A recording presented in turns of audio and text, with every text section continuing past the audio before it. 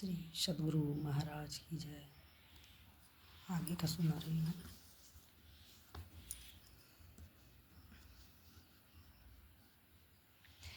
कोई कह सकता है कि यह अवस्था गुरुदेव के ऊँघने या निद्रा की है, पर गुरुदेव ने एक बार मुझसे कहा था कि मैं ऐसी अवस्था में रहता हूँ तो तुम यह न समझो कि मैं ऊँघ रहा हूँ। दूसरी तरह की अंतर्मुखता में आंखें तो मूंदती ही है, सांस, नाड़ी और हृदय की धड़कन बंद हो जाती है, शरीर मृतक सा हो जाता है।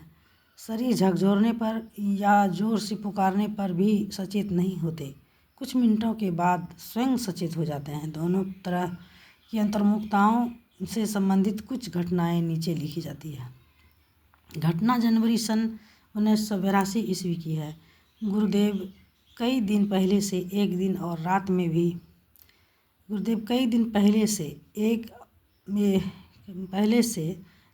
रात में भी संत कबीर साहब की यह वाणी दोहराते आ रहे थे।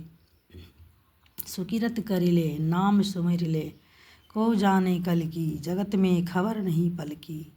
20 जनवरी बुधवार को 5 बजे सवेरे चौकी पर लेटे हुए गुरुदेव एकाएक बोले, देखो अभी मेरे कमरे में कोई ना आने पाए, कमरे के दोनों ओर के दरवाजे बंद कर दो। यह कहकर आप अपने आप गरज कर बोले, भाग भाग भाग भाग रे भाग।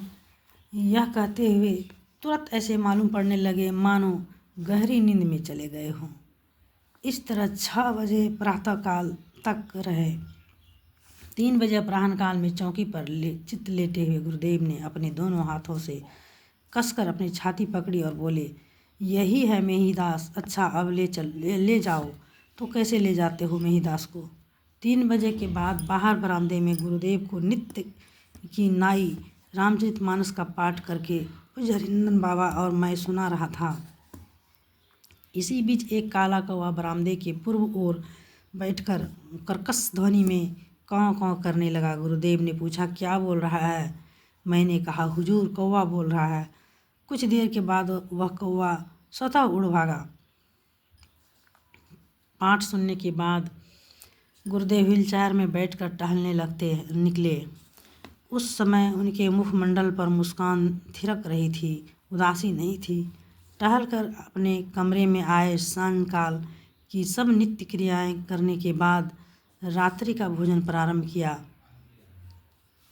भोजन कराने के बाद पूज्य श्री संचयी बाबा गुरुदेव का मुंह धुलाकर तौलिया से मुंह पोंछ ही रहे थे कि गुरुदेव एकाएक अपने स्थूल शरीर से निश्चेष्ट हो गए।